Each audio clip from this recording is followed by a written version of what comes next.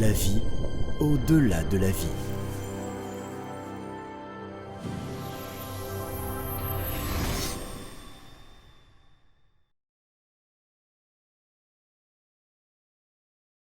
Léla aime voyager dans des univers parallèles et elle a voulu nous offrir un tel voyage. Très intéressant, les amis se sont retrouvés dans l'espace, d'où l'on pouvait voir tout le système solaire. Les planètes étaient des êtres vivants, mais elles vivaient plus lentement que nous. Alors qu'une vie entière s'écoule pour les humains, 1 minute seulement s'écoule pour elles.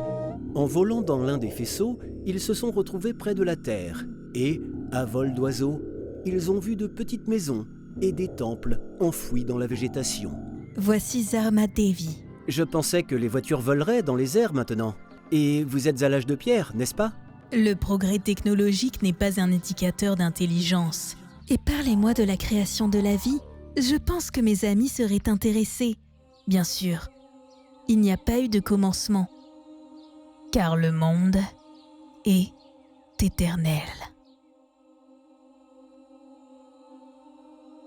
Dieu, comme tout ce qui existe dans le monde, est matériel. Mais la matérialité du monde est différente. Il y a la matière brute, comme les métaux, les minéraux, les liquides, l'air.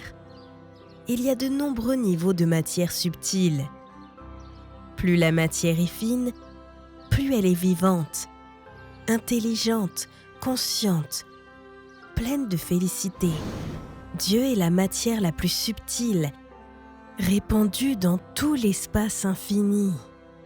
Mais ces atomes primaires constituent une unité, c'est-à-dire qu'ils sont comme un seul organisme, reliés dans tout l'espace infini. Et tout ce que Dieu a créé, il l'a créé à partir de lui-même. Il a d'abord créé le monde des archanges, des chérubins et des séraphins. Pour cela, il a condensé ses propres atomes et a créé la matière plus grossière du plan subtil.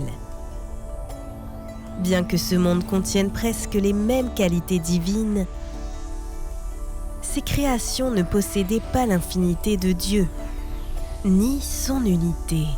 Elles étaient déjà des êtres séparés avec des frontières, limités dans le pouvoir des facultés de Dieu, la connaissance, la grâce, la puissance créatrice.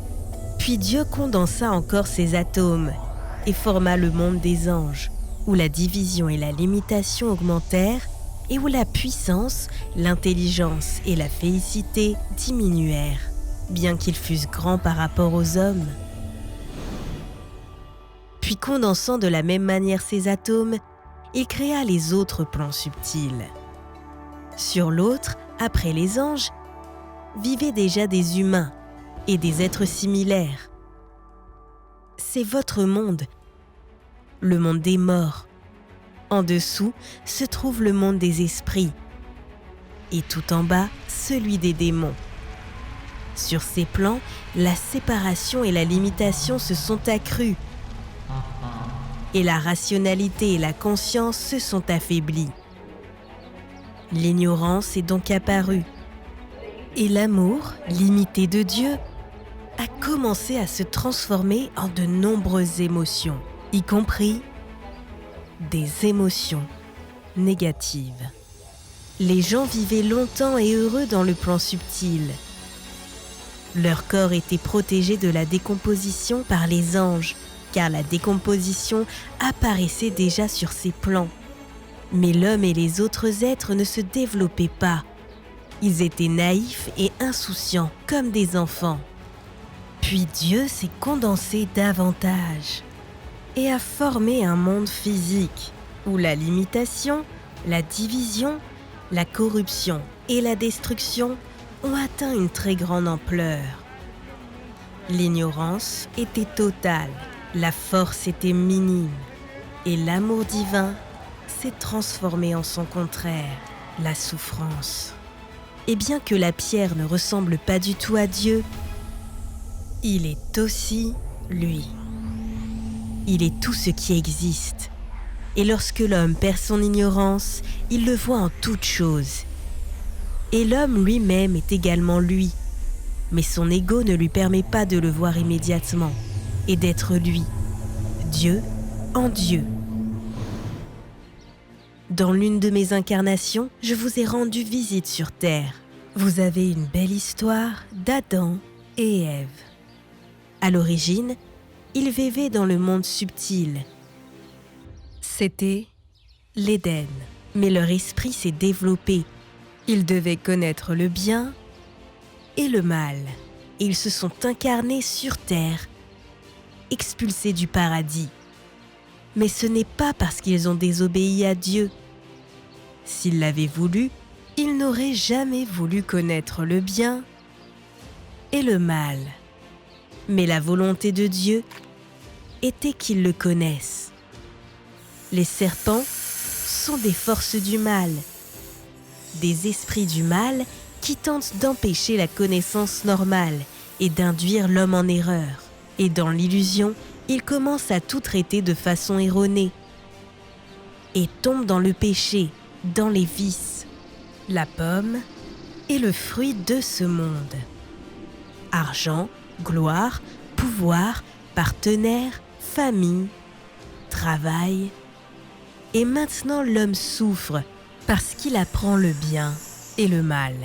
Mais lorsqu'il connaîtra tout jusqu'au bout, il retournera à Dieu. Et il n'y aura plus besoin de souffrir ni d'être sur la terre. Chaque enfant est comme un Adam. Il passe par le voyage d'être séduit par ce monde et d'apprendre à se connaître à travers ce monde difficile. L'heure de la prière approche et Devi entre dans le temple. Yann regarde les icônes et les mandalas inhabituels. L'une d'entre elles le frappa particulièrement. Sur une montagne de cadavres brûlés gisait un dieu nu. Au-dessus de lui, en position de cavalier, était assise une déesse qui faisait l'amour avec lui, avec une tête coupée qu'elle tenait dans sa main, et dans l'autre main se trouvait l'épée avec laquelle elle avait coupé sa propre tête. De chaque côté, caressant le dieu de part et d'autre, étaient assises deux autres déesses. 3 ruisseaux de sang jaillissaient du cou tranché de la déesse. Celui de gauche était bu par la déesse assise à gauche, celui de droite par la déesse assise à droite, et le ruisseau du centre était bu par la tête tranchée. Yann est resté stupéfait, incapable de comprendre comment il pouvait y avoir de telles icônes. Devi a compris son état d'esprit et lui a dit, ainsi qu'à ses amis stupéfaits, ce qu'elle en pensait. Sur votre terre, le sexe, qui donne la vie, crée des enfants, est considéré comme quelque chose de mauvais et de honteux. Vous devriez avoir honte des âmes qui tuent la vie et créent la violence. Mais vous êtes fiers des âmes qui tuent. Vous étudiez, dès l'enfance, les moyens de détruire les gens. Mais c'est cela le vrai mal. Le sexe devrait être un art, car c'est l'une des formes de l'amour divin.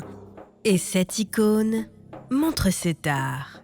La déesse sur les cadavres signifie que dans le sexe spirituel, l'homme doit se contrôler, ne pas céder à la passion, mais travailler avec énergie, être comme mort. La déesse sans tête signifie qu'une femme doit se débarrasser de sa personnalité, de ses prétentions égoïstes, de sa possessivité, de ses ressentiments et travailler avec énergie. Être consciente. Les 3 ruisseaux de sang indiquent les 3 principaux canaux d'énergie. La gauche, lunaire, le droit, solaire, et celui du milieu, par lequel la Kundalini s'élève pendant les rapports sexuels. Étoile.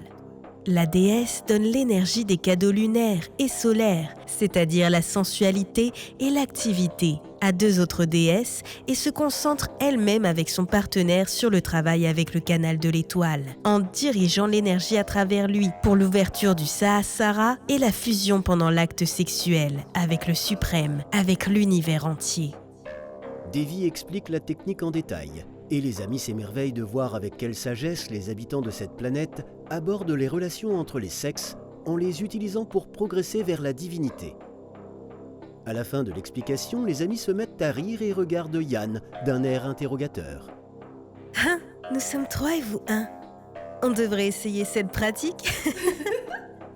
Yann sourit en signe d'accord et prit la main que Leila lui tend. De retour sur Terre, ils sont allés voir Isabelle. Elle était là, racontant à ses amis comment son père avait abusé d'elle. Les garçons étaient très indignés et Antoine et Alex se portèrent volontaires pour le punir. Il n'a pas le droit d'être appelé père et devrait payer pour cela. Leur conversation est entendue par le maître, qui, devant l'indignation générale, entre dans la salle. Maître! Il s'est approché et a posé ses mains sur les épaules des enfants. Son visage noble et intelligent reflétait l'amour divin. Essayez de voir en l'homme ce que Dieu a créé, et non pas comment sa société malade l'a mutilé.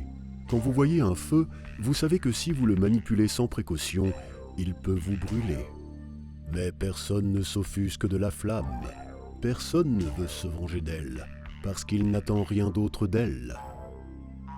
Si vous voyez une personne de manière réaliste, vous n'attendrez rien d'elle, et vous n'aurez rien à lui reprocher. Oui, l'ignorance peut être dangereuse, mais vous et moi sommes des serviteurs de l'humanité.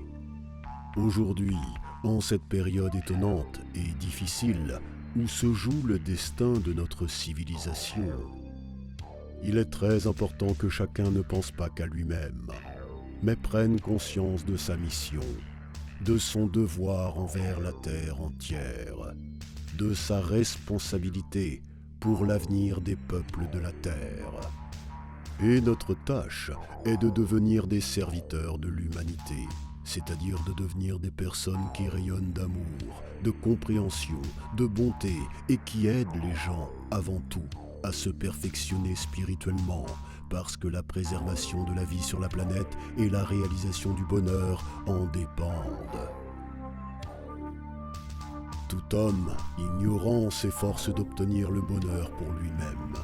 Mais celui qui est accablé par l'égoïsme, l'avidité, la possessivité, la peur de perdre, la jalousie, le ressentiment, la colère contre ceux qui, à son avis, ne lui ont pas donné quelque chose ou peuvent lui prendre quelque chose, perd le bonheur et reçoit la souffrance en retour. Mais les serviteurs désintéressés, remplis d'amour et soucieux du bien-être de leurs voisins et du monde entier, avec cette seule aspiration, atteignent déjà un état heureux de joie, de félicité. Car l'altruisme fait toujours naître des émotions sublimes et remplit le cœur de bénédictions.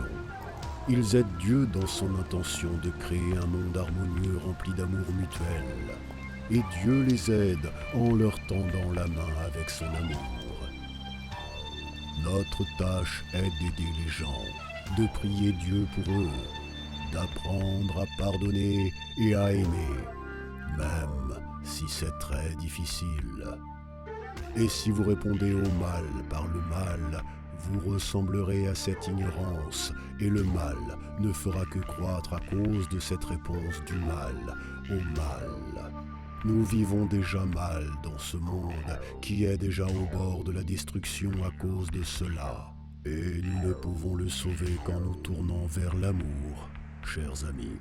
Prions pour que cette âme remplie d'égoïsme, de possessivité et de violence puisse venir à Dieu. Les disciples écoutaient attentivement le maître éclairé, et leurs visages reflétaient la compréhension et la sympathie pour toutes les âmes perdues de la terre.